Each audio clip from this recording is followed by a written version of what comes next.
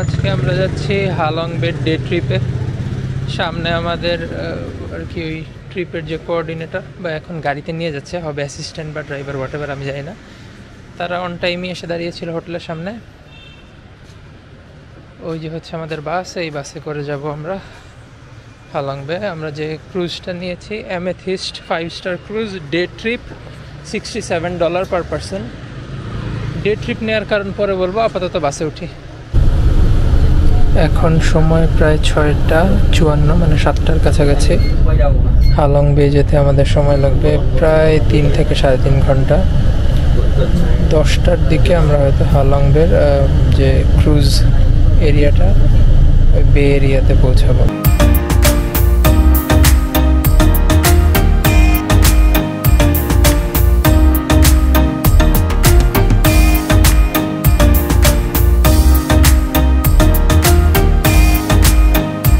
এখানে আমাদের 20 মিনিটের মতো ব্রেক দিল থিয়েন থাই ফাইন আর্টস কোম্পানি লিমিটেড। এখানে ওই যে সিল্কের ওপর ছবি টবি আঁকে নাকি কি যেন করে, প্লাস কফি ব্রেক। তো 20 মিনিট পরে এখান থেকে আরও 1 ঘন্টার জার্নি হালং বেতে। আমরা মেরিনা টার্মিনালে চলে আসছি। এটা হচ্ছে ইন্টারন্যাশনাল মেরিনা টার্মিনাল 2। যে বাসে করে আসছি, বাসে একদম আমাদের প্রত্যেকটা আর কি যে ক্রুজ আছে, প্রতিটা ক্রুজের একটা করে কাউন্টার আছে, সেই কাউন্টারে এসে বাস পৌঁছে দিয়ে যায়। আশেপাশে অনেক হোটেলও আছে, অনেক টুরিস্ট এখানে রাতে এসে হোটেলে থাকে, তারপর ওই হোটেল থেকেই হয়তো এখান থেকে ট্রিপে যায়। আমি ভিডিওতে দেখেছিলাম কিছু কিছু জায়গায় যে স্পিড বোটে করে মেইন ক্রুজে নিয়ে যায়, তবে এখানে এসে যেটা দেখতে পাচ্ছি আমাদের ক্রুজটা এখানেই আছে। সো স্পিড বোটে করে নিয়ে যাবে না, ডিরেক্টলি ক্রুজে উঠে যাবে। যে আমরা এই ক্রুজটা বুক করেছি, অ্যামেথিস্ট ক্রুজ। 10টার দিকে ছাড়বে, এখন বাজে 9:40। ওয়েট করতে হবে 20 মিনিটের মতো, তারপরে আস্তে আস্তে বোর্ডিং শুরু হবে। আমাদেরকে হচ্ছে একটা, এটা যেহেতু ডে ট্রিপ, সো এই ক্রুজগুলোতে তেমন মনে হয় কোনো রুম নাই। সো আমাদেরকে একটা টেবিল দেওয়া হয়েছে, ওই আইডি কার্ড, একটা আইডি কার্ড এবং আইডি কার্ডে টেবিল নাম্বারটা মেনশন করা আছে। সো ওইখানে গিয়ে বসবো। সো ক্রুজে বোর্ডিং করা শুরু হলে ক্রুজের ভেতরটা দেখাচ্ছি কেমন। এখন বোর্ডিং শুরু হলো। Let's go inside.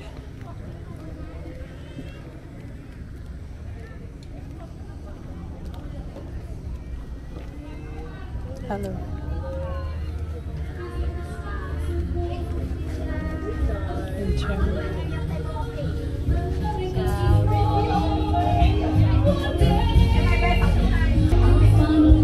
স্লিপারি, একটু পানি পড়েছিল, পা স্লিপ করলো, বাট ওভারঅল সুন্দর ভিতরে।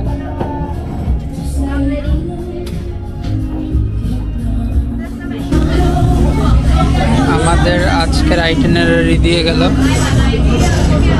10টার সময় হচ্ছে বোর্ডিং, প্লাস বোটটা ছাড়বে।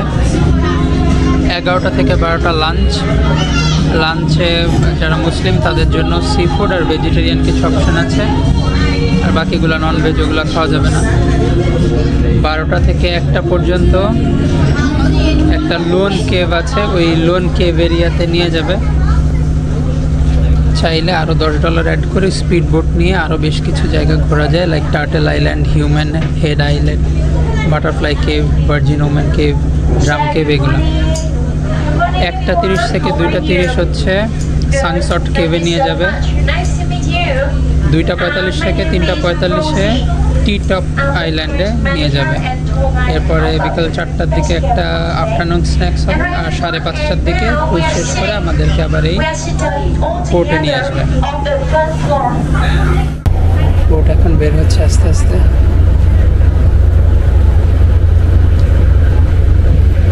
ওভারনাইট স্টের জন্য এই বোটটা দেখতে সুন্দর। এখন আমরা বোটের সামনের দিকে যাচ্ছি।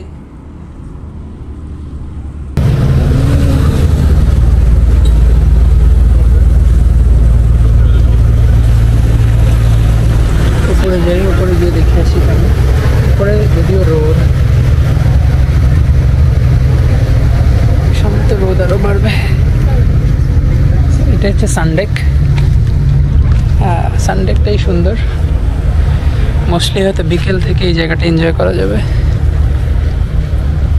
এখনও রোদ ততটা বেশি না, তবে পরে রোদ বাড়বে। এখানে ছোট একটা সুইমিং পুল আছে, এদিকে পুল এরিয়া, লবি এরিয়া, এদিকে একটা টেবিল টপ বার দেখা যাচ্ছে।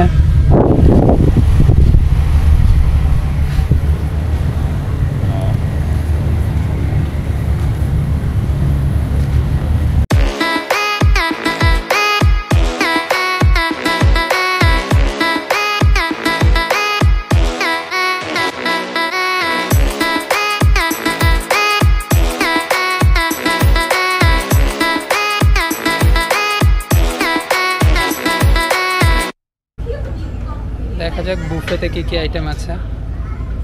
ম্যাক্সিমাম আইটেমই তো চিনি না, লেখা আছে যদিও।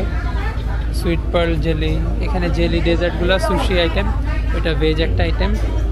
এটা হচ্ছে ডিপ ফ্রাইড ডাম্পলিংস, ভিতরে কি আছে জানি না। ফ্রাইড সুইট পটেটো, এটা মিক্স সালাদ, ফ্রুট সালাদ। এটাও সুশি, এটা grill shrimp, mantis shrimp roasted with salt. Sea ফুডের অনেকগুলো আইটেম আছে। ডেজার্ট আছে, ডেজার্টগুলো দেখতে ভালোই, ফ্রেশ ফ্রুটস আছে। এদিকে আরও কিছু ডেজার্ট, একটা মাছি আছে, বেশ কয়েকটাই মাছি দেখা যাচ্ছে। এখানে পর্ক মিটবলস, এটা সি ফুড স্যুপ। এখানে আছে বিফ উইথ ওয়াইন সস আর ফ্রাইড রাইস। এখানে stir fried noodles with sea food আর গ্রিল চিকেন আছে। সি ফুড নুডলস আর হচ্ছে গ্রিল চিকেন। চিকেন আমরা খাবো না।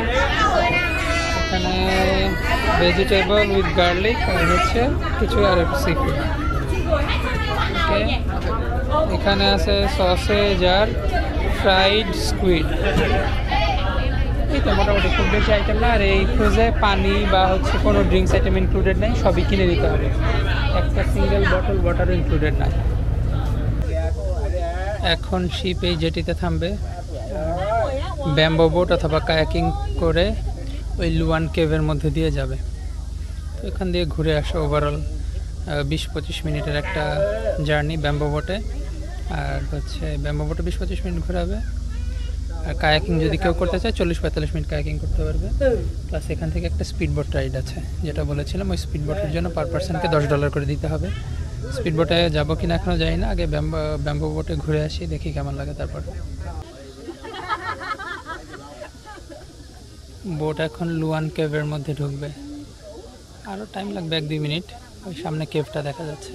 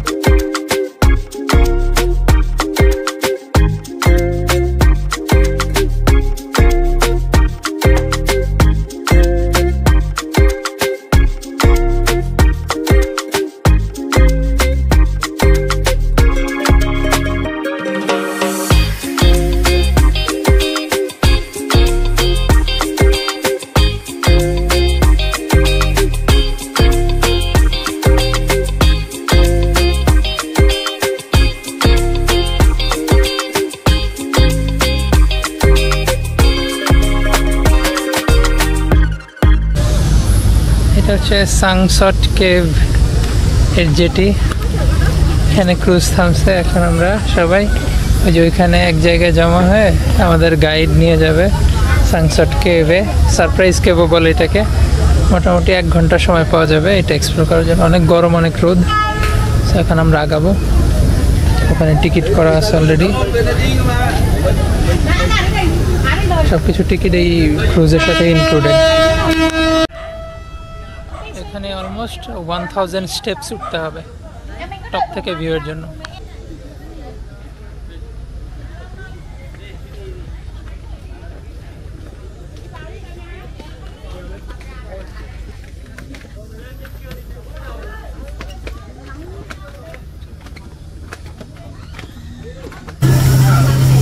এইখানে একটা ভিউ পয়েন্ট, অল্প কিছু সিঁড়ি ওঠার পরে অ্যাপ্রক্স 100।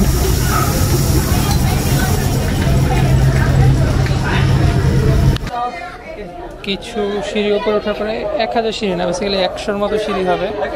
উপরে ওঠার পরে এখন নিচে নামছি। নিচে হচ্ছে কেভটা, প্রচণ্ড ভিড়ও আছে। কেভের মধ্যে দিয়ে আবার সিঁড়ি আছে, হইতেও পারে 1000 সিঁড়ি। কেউ বলে 1000, কেউ বলে 100, আবার ওদের অ্যাকসেন্ট অনেক সময় বুঝি না কী বলে। তো যাই হোক, এই হচ্ছে নিচে নামছি। এই হলো কেভের ভিতরে। কেভের ভিতরে তাও কিছুটা ঠান্ডা আছে। ওখানে একে একে সবাই উঠছে।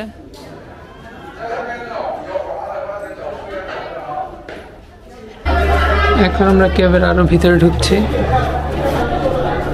দেখতে সুন্দর ঠান্ডা বাতাস।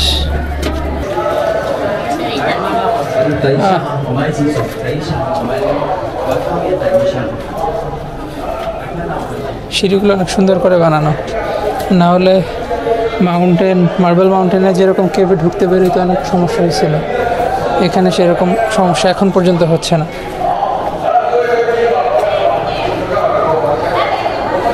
এই তো ওই দিক দিয়ে আবার সিঁড়ি, মোস্ট প্রবলি ওই দিক দিয়ে ঘুরে উঠে যায়।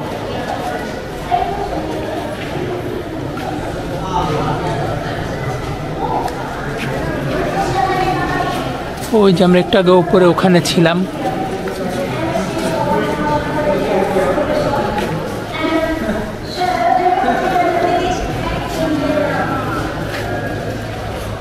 এখানে ওঠা মানা।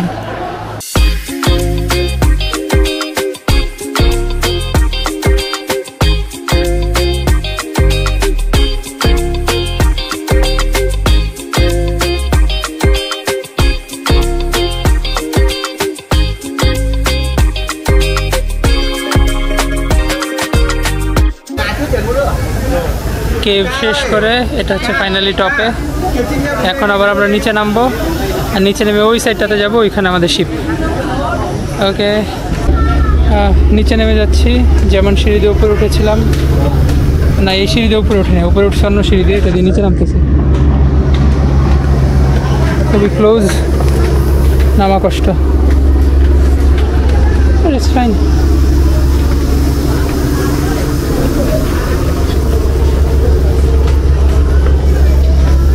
আমরা তখন একটু রেস্ট করলাম। এখন আবার যাবো টি-টপ আইল্যান্ডে। টি-টপ আইল্যান্ডে একটা পিক আছে, প্লাস মনে হয় একটা বিচের মতো আছে। দেখি, লেটস গো। এই হচ্ছে টি-টপ আইল্যান্ড। মানুষ সুইম করছে, এখানে ছোটোখাটো একটা বিচ আছে। আর আমরা ওই সামনে দিয়ে গিয়ে এখানে একটা পিক আছে, পিকে হাইক করে উঠবো ভিউটার জন্য। একটু বিচটা দেখাই। এরিয়া ডেজিগনেটেড করা, এর বাইরে যায় না আর কি। মানুষ এতটুকুর মধ্যেই সাঁতার কাটে। নর্মাল ছোট একটা বিচ জাস্ট। যেই গরমের কারণে সবাই আসলে এই পানিতে নেমে যাচ্ছে। এমন সিঁড়িতে উপরে উঠতে হচ্ছে। দেখা যাক আর কত সিঁড়ি, মাত্রই অল্প কিছু সিঁড়ি উঠছি।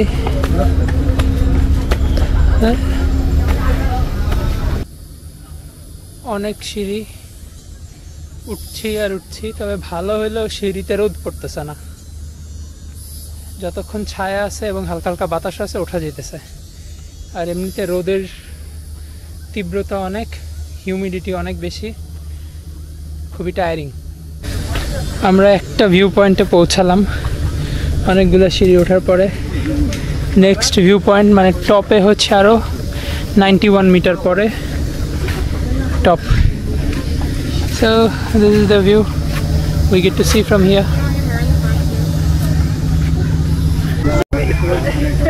Just giving you a better view. একটু আগে সামনে মানুষ ছিল, সো সুন্দর ভিউটা নিতে পারি নাই।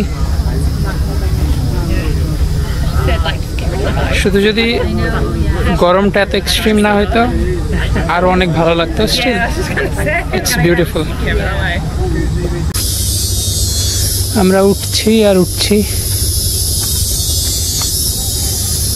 মোটামুটি ভালো স্ট্যামিনা নিয়ে আসতে হবে, স্পেশালি গরমের দিনে যদি ওয়েদার এরকম হিউমিড হয়।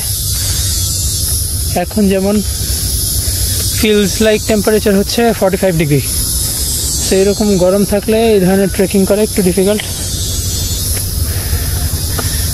যদিও আমরা 60-70-80 বছর বয়স্কদেরও দেখতেছি উঠে যাচ্ছে। আমেরিকান একটা কাপল দেখলাম, they look like they are close to 80s, so তারাও উঠে গেছে অলরেডি।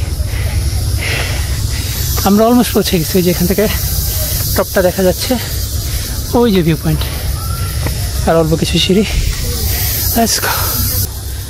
ওই যে একটু আগে যার কথা বলছিলাম, অলমোস্ট 80s, সামনে যাচ্ছে খালি গায়ে।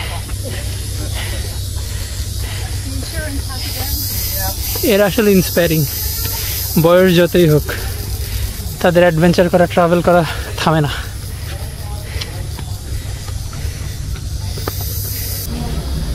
এখন আমরা টি টপ আইল্যান্ডের টপে, এবং এই হচ্ছে পিক থেকে ভিউ।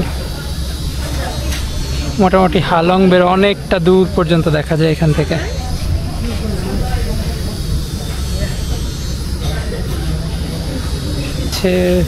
টাওয়ারটা বা ভিউ পয়েন্টটা, এখানে দাঁড়িয়ে চারিদিকের ভিউ সবাই দেখে। এই দিকের ভিউ।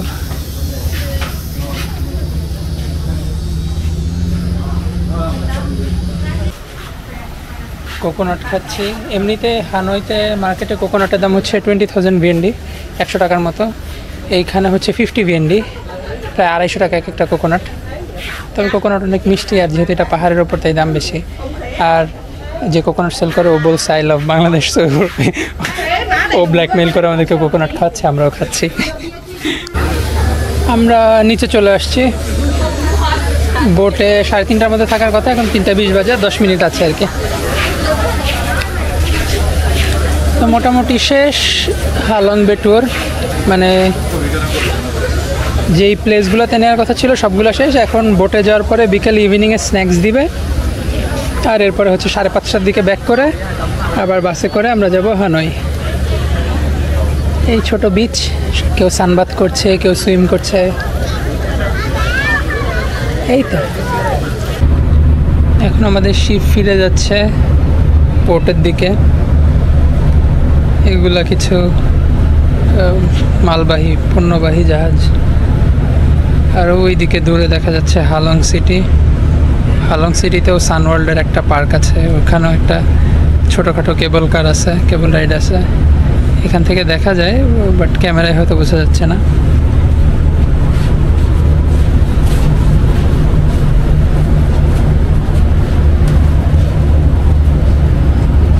হালং বে ভালো, আমি রেকমেন্ড করব ডে ট্রিপই, যদি আপনার বাজেট কম থাকে। কারণ কম বাজেটের যেগুলো নাইট স্টে ক্রুজ আছে ওগুলোর এক্সপেরিয়েন্স অতটা ভালো হয় না। আমি রিভিউ যতগুলো পড়ছি পজিটিভ নেগেটিভ মিক্স করা ছিল। আর ম্যাক্সিমাম যেগুলোর একটু বাজেট কম, মানে আপনার বাজেট যদি হয় 30 থেকে 40 হাজার টাকা, সেই ক্ষেত্রেও আপনি খুব ভালো শিপ পাবেন না। যে শিপগুলো পাবেন ওয়ান নাইট স্টে করার জন্য, ওগুলা একটু পুরনো টাইপের শিপ। তো এক্সপিরিয়েন্স মোটামুটি হবে। আপনি যদি অনেক ভালো এক্সপিরিয়েন্স চান, যেই ধরনের ভিডিও আপনারা ইউটিউবে দেখেন বড় বড় ইউটিউবারদের, ওই ধরনের এক্সপিরিয়েন্স নিতে গেলে আপনার 50 to 60 ইভেন এর চেয়েও বেশি টাকা খরচ করতে হবে। সো অতটুকু যদি বাজেট না থাকে, কম দামি শিপে নাইট স্টে আমি রেকমেন্ড করব না। এই জন্যই আমি একটু ভালো শিপে ডে ট্রিপ নিছি, যেখানে আমাদের খরচ পড়েছিল পার পারসন হচ্ছে $67। সেটাও একেবারে কম না, কিন্তু যে শিপটা ভালো, খাবার ভালো, শিপের ইন্টেরিয়র ভালো, ওয়াশরুম ফ্যাসিলিটি ঠিক আছে, এসি ঠিকঠাক মতো চালায়, ঠান্ডা হয়, সার্ভিস ভালো। এই তো আমাদের হালং বে ক্রুজ আজকে শেষ হচ্ছে। কালকে হানয়তে টুকটাক শপিং করব। কালকে আমাদের ভিয়েতনামে শেষ দিন, এরপর back to Dhaka. Bye bye.